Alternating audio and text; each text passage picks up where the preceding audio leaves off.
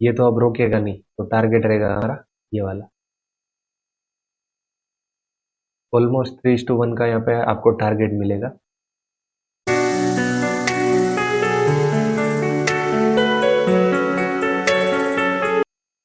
Hello friends, welcome to B S stock. तो आज हम एल आई सी आई को डिस्कस करेंगे। एल आई सी आई मतलब life insurance corporation of India. L I C का नाम तो आपने सुना ही होगा। L I C, I guess आपने अपनी इंश्योरेंस पॉलिसी भी एल आई सी की करवा रखी होगी। इन निफ्टी का ये स्टॉक है। और आज मैं आपको इसी का प्राइस एक्शन समझाऊंगा। और आज मैं आपको लॉन्ग टर्म पे फोकस ना करके एक शॉर्ट टर्म की ट्रेड इसमें बताऊंगा। तो इसमें मैं आपको एक प्रॉपर एंट्री, स्टॉप लॉस और टारगेट बताऊंगा शॉर्ट टर्म के लिए। तो चलते हैं चार्ट पर।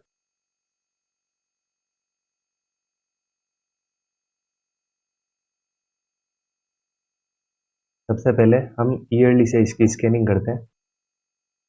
ईयरली पे हम देखें तो हमारे पास ज़्यादा डेटा नहीं है, खाली 4 कैंडल ही है। तो इससे तो हम क्या आइडिया लगा सकते हैं। तो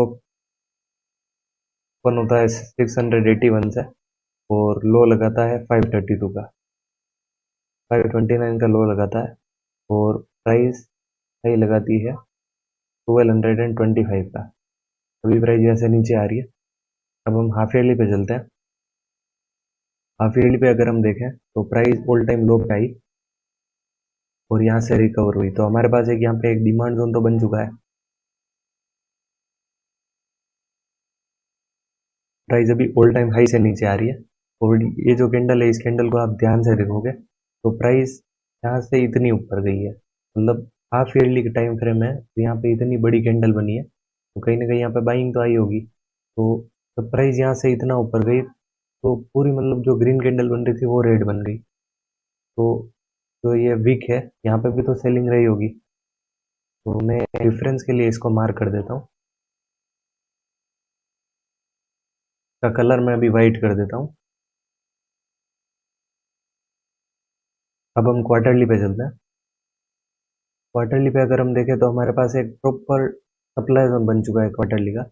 और ये हमारी कैंडल भी अभी क्लोज हो चुकी है।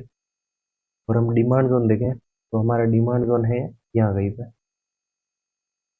अब हम मंथली पे चलते हैं। मंथली पे हमारा ई में यहाँ पे ई में मैं पहले मार्क कर देता हूँ। प्राइस यहाँ से धीरे धीरे ऊपर जाती है और ऑल टाइम हाई लगाती है। तो हमारे पास एक ये डिमांड जोन बन चुका है।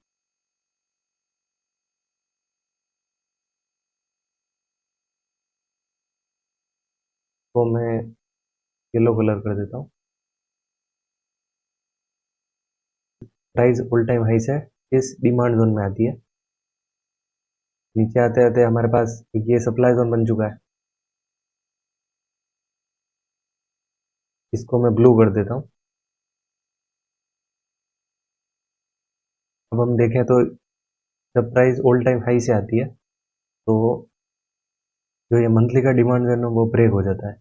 और प्राइस हमारे पीछे इस किसी जो कैंडल से चल रही है, इस कैंडल का जो लो है यहाँ से चल रही है। अगर आप ध्यान से देखो तो ये कैंडल पूरी रेड बन रही थी, लेकिन बाइंग आई। और मतलब कहीं ना कहीं बाइंग की स्टार्टिंग तो यहाँ से ही हुई है। अगर हम देखें तो अगर हम देखें तो कहीं ना कहीं बाइंग की स्टार्टिंग जो है वो तो कहीं ना कहीं यहाँ से ही हुई है। यहाँ कहीं से तो हमारी बाइंग की स्टार्टिंग हुई है। तो प्राइस इसी किसी जोन से चल रही है। यहाँ पे कुछ रहा होगा, वहाँ से ही प्राइस रिकवर हुई है। और अगेन प्राइस डाउन आ रही है। तो डाउन आते आते प्राइस में अगेन एक और सप्लाई जोन बन चुका है ये वाला। ये वाला ऊपर वाला जो सप्लाई जोन है वो तो इस मंथली की रेड कैंडल से टेस्ट हो चुका है। और हमारे पास एक नया सप्लाई जोन बन चुका है यहाँ पे। तो इसको भी मैं ब्लू कलर मार्क कर देता हूँ। अब हम चलते हैं वीकली पे। वीकली पे अगर हम देखें तो प्राइस ऑल टाइम हाई पे आती है। और हमारा जो ये सप्लाई जोन है वो तो मतलब थोड़ी देर के लिए होल्ड करता है, लेकिन ये ब्रेक हो जाता है। अगेन प्राइस हमारी इस कैंडल में आती है। और इस कैंडल से भी देखो तो ऑलमोस्ट 6 से 7 वीक तो प्राइस में कंसोलिडेशन हुआ है। प्राइस एक सेम रेंज में घूमी है, मतलब कहीं ना कहीं इसने इसको होल्ड करके रखा था। लेकिन एट द एंड ये ब्रेक हो जाता है और प्राइस हमारी ये वाली जो कैंडल है यहाँ कहीं से चल रही है और ऊपर जाते जाते हमारे पास कहीं ना कहीं ये कर्व बन चुका है के ऊपर भी प्राइस ने क्लोजिंग दे दी है और प्राइस में हमारे पास एक ये डिमांड जोन बन चुका है।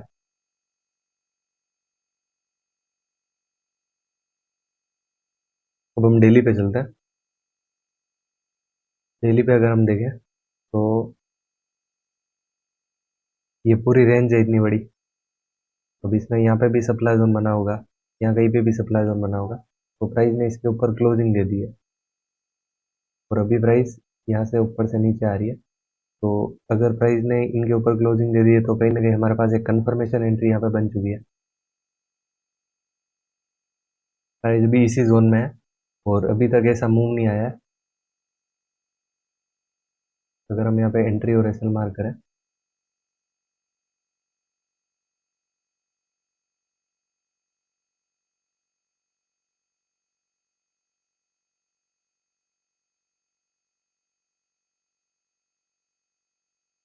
टारगेट में बताता हूँ कि आप अपन इसमें कहाँ टारगेट रख सकते हैं। मंथली पे देखें तो हमारा जो ये सप्लाई जोन है ये तो इस कैंडल से टेस्ट हो चुका है और अभी प्राइस अगेन नीचे आई तो हमारे पास अभी न्यू सप्लाई जोन ये बन चुका है। तो इसको मैं डिलीट कर देता हूँ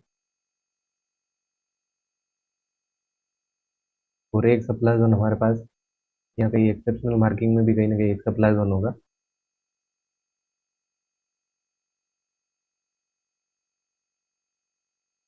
वीकली पे देखें हम तो वीकली पे हमारे मंथली से प्रॉपर कोइंसाइड एक और यहाँ पे एक सप्लाई जोन बन चुका है।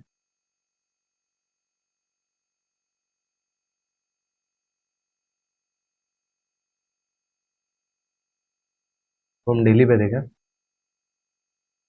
तो प्राइस में सप्लाई जोन है इस जगह, वीकली प्लस मंथली कोइंसाइड है प्रॉपर, तो हमारे पास सप्लाई जोन। और अगर हम नीचे देखें तो यहाँ पे कई सप्लाई जोन बन चुका है इस जगह।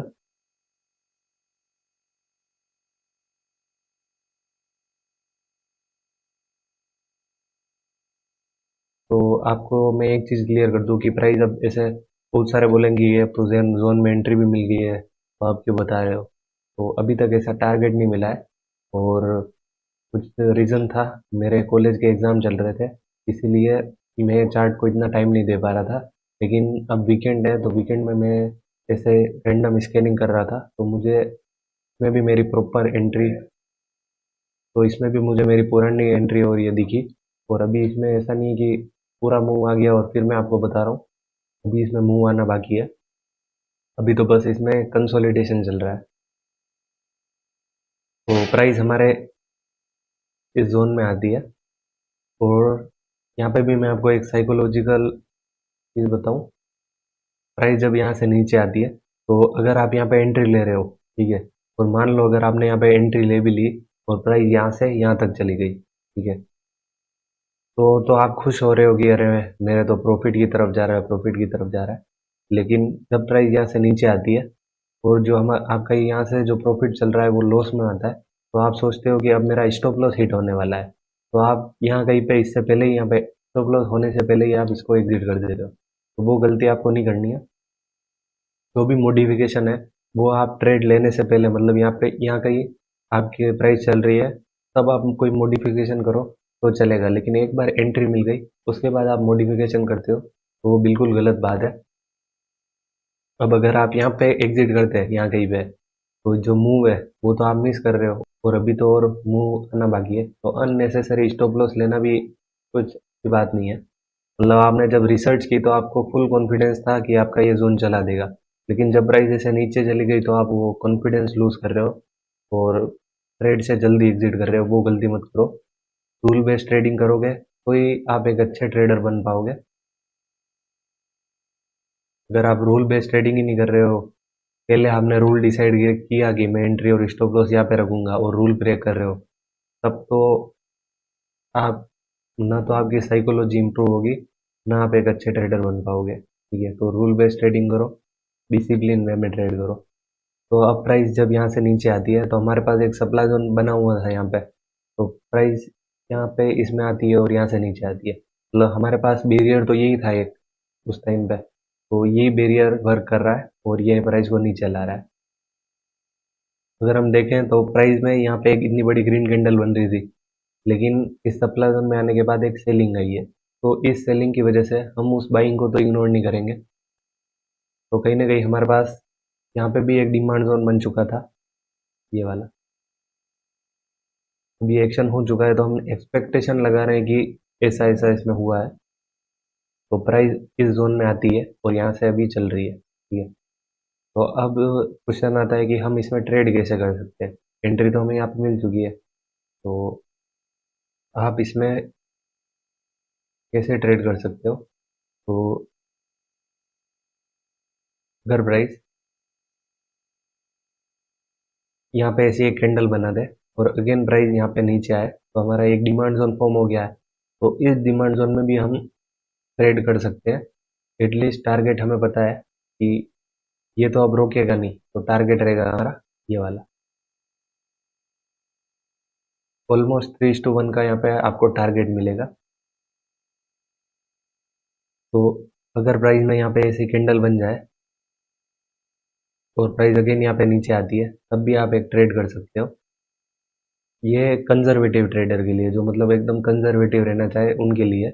और अगर कोई एग्रेसिव है कि अरे नहीं अब तो इसमें एक स्पाइक आने ही वाला है, तो आप मेक श्योर कि आप ऐसे ईएमए के ऊपर एक बार क्लोजिंग हो जाए, फिर आप ट्रेड करो, तो वो एक बेटर होगा आपके लिए। अभी प्राइस अगर इस ईएमए के ऊपर चली जाती है, तब भी हाई चांस है कि यहाँ से स्पाइक आ जाए, क्योंकि ऊपर कुछ है नहीं रोकने के लिए। और जो यहाँ पे कैंडल बनेगी वो इस रेंज के ऊपर क्लोज हो जाए, वो ज़्यादा बेटर रहेगा, क्योंकि यहाँ से ही तो सेलिंग आई है, तो इसमें भी कुछ ना कुछ होगा, तो इसके ऊपर एक क्लोजिंग मिल जाएगी, तो बहुत अच्छा रहेगा हमारे लिए। अब टारगेट हमें पता है कि अब यहाँ पे रहने वाला है टारगेट। और अगर प्राइस में यहाँ पे ऐसी एक कैंडल बन जाती है, बड़ी बड़ी कैंडल से बन जाए, तो ऐसा नहीं कि आप उस बाइंग को देख के इसको भूल जाओ और आप ऐसा सोचो कि अरे बाइंग तो जोरदार आ रही है, प्राइस तो एकदम हटेगा ये स्टॉक। तो वैसी गलती आपको बिल्कुल नहीं करनी है, क्योंकि अगर आपने पूरी रिसर्च की होगी बड़े टाइम फ्रेम से लगाकर छोटे टाइम फ्रेम तक, तो प्राइस अभी हमारे किसी हायर टाइम फ्रेम से नहीं चल रही है, यहाँ कहीं कुछ छोटा मोटा जोन होगा वहां से प्राइस रिकवर हो रही है, और ना हमारे पास ऐसे मंथली का डिमांड जोन बन चुका है प्रॉपर। तो ऐसे आप डायरेक्टली ट्रेड करोगे कि अब तो ये सब फटेगा, तो वो तो कुछ सेंस ही नहीं बात का, क्योंकि हमारे पास सप्लाई जोन है ऊपर, और प्राइस अगर हमारे ईयरली हाफ ईयरली क्वार्टरली किसी डिमांड जोन से चल रही, और फिर हम कहते कि अब ईयरली के डिमांड जोन से चल रही है प्राइस, तो हमारा मंथली या वीकली का सप्लाई जोन क्या रोकेगा उसको। तब एक बात हम समझ सकते थे, लेकिन अभी प्राइस जैसे नॉर्मली न्यू प्राइस एक्शन बना के चल रही है, तो हमेशा कुछ एक्सपेक्टेशन नहीं लगा सकते, कुछ आइडिया नहीं लगा सकते कि ये रुकेगा या नहीं। तो एटलीस्ट फिलहाल शॉर्ट टर्म के लिए आप यहाँ तक का टारगेट रख सकते हो। और बहुत सारे लोगों को ये डाउट था कि ईएमए किस तरीके से वर्क करता है, तो ईएमए 20 में बताता हूँ आपको एक शॉर्ट एग्जाम्पल देके। देखो प्राइस में यहाँ पे प्राइस ऊपर गई, तो हमारे ईएमए के ऊपर हमें क्लोजिंग मिल गई, अगेन प्राइस ऊपर गई, तो जब हमारे इस ईएमए को हिट कर रही है, तो प्राइस यहाँ से मूव हो गई, तो ईएमए प्राइस को नीचे आने से रोकता है, ठीक है। अभी यहाँ पे पीछे कोई सप्लाई दोनों का वहां से अगेन नीचे आती है, अगेन प्राइस जब ईएमए के ऊपर क्लोजिंग देती है, तो ये देखो ये प्राइस जब ईएमए को हिट हुई, यहाँ से मूव आ गया, अगेन प्राइस सप्लाई जोन से नीचे आ रही है, अगेन प्राइस ईएमए के ऊपर गई, तो ये देखो ईएमए से यहाँ से आती है, तो ये इतना बड़ा मूव। ऐसा नहीं कि ये 100% वर्क करता है, वैसा कोई नहीं है। ऐसा नहीं कि बस आप इसके बेसिस पे ही बाय सेल कर रहे हो, वो गलती तो आपको करनी नहीं है बिल्कुल। तो ये है कि जब इस पे ऊपर कैंडल ऊपर चली जाएगी, क्लोज हो जाएगी, तो ईएमए इसको नीचे आने से रोकता है, वो मैंने आपको एग्जांपल बता दिया है, उस हिसाब से वैसा होता है, ठीक है। और अगर ये ईएमए ऊपर है, तो प्राइस जब ईएमए को हिट होगी तो वो नीचे आ जाएगी।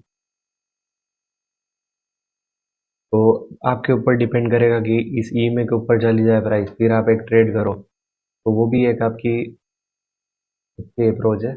अगर आप मेरा ओपिनियन पूछो, तो यहाँ पे ऐसे कैंडल इसके ऊपर क्लोज हो जाए और अगेन प्राइस नीचे आए इस डिमांड जोन में, तब आप ट्रेड करो। वो एक सेफर ऑप्शन है कंजर्वेटिव ट्रेडर के लिए।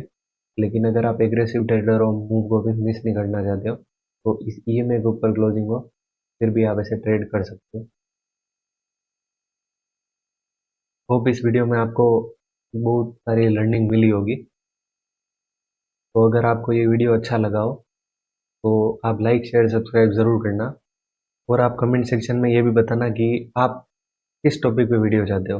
मतलब अगर ये मैं वीडियो बना रहा हूँ वो आपके लिए हेल्पफुल ही नहीं है, तो इन वीडियोस का कोई सेंस नहीं है।